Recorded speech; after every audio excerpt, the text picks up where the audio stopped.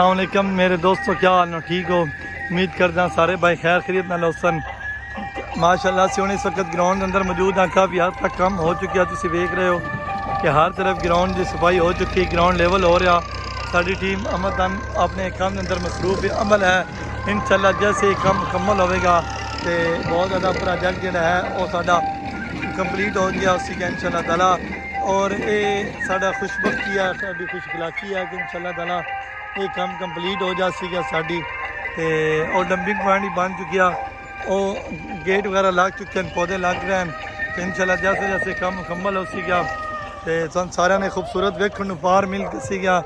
सारे भाई दोस्त सबब तावन करन क्योंकि इस वास्ते काफ़ी अखराजात है। तकरीबन 4.5-5 लाख रुपया असी अंदाज़ा लाया सी, लेकिन उस तो ज़्यादा हो जाना खर्चा।